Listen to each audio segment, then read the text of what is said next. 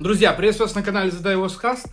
Ну что ж, в ряду элиты пополнения, и я говорю о такой модели.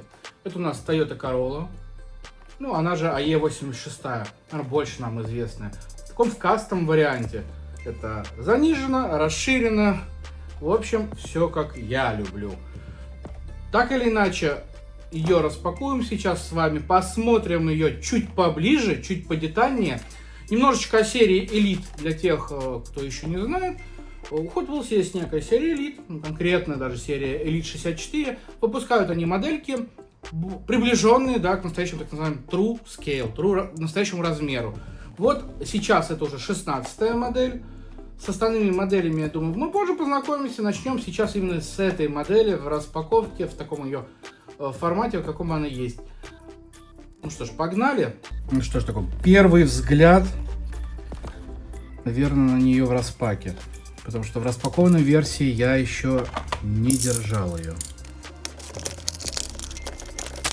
Мне нравится у них вот этот двойной блистер. Хорошая штука. Ну что ж, погнали. Что в целом о модельке? Достаточно интересно у нее сделано дно.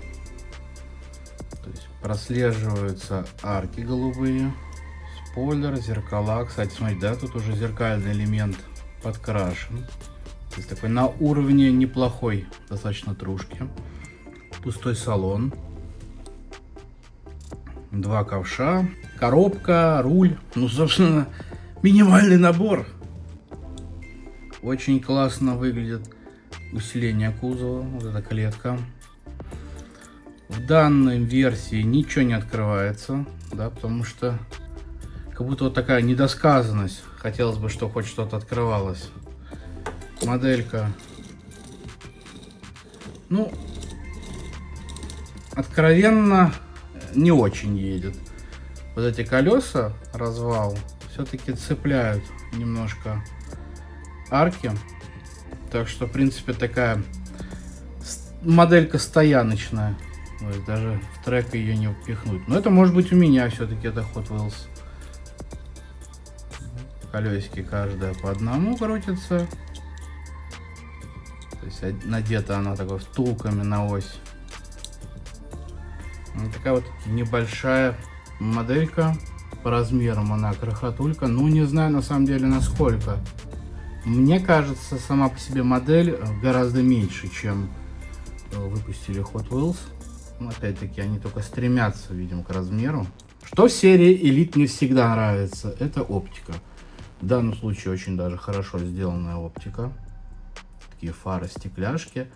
Причем видно, как будто там еще что-то наподобие лампочек. То есть не просто точечки такие, как вставлены фары. Это очень классно.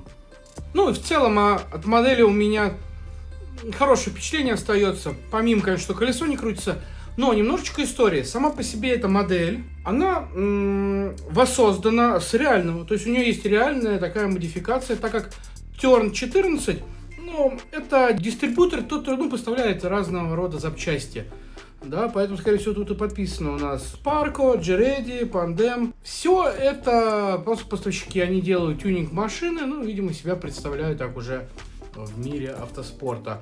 Причем данную Toyota они выпускают не только какой-то Hot Wheels Elite, но ее, по-моему, можно найти даже в Inno. Во всяком случае, у них было так указано, что данные обвесы есть и в Inno. Они воссоздают культовые, именно культовые Toyota. Проект сам по себе данный предоставляет модифицированную AE86, собраны профессиональными гонщиками, такими как Дабай Юсихара и Робби Дюрант, при поддержке того же Turn 14 Distribution.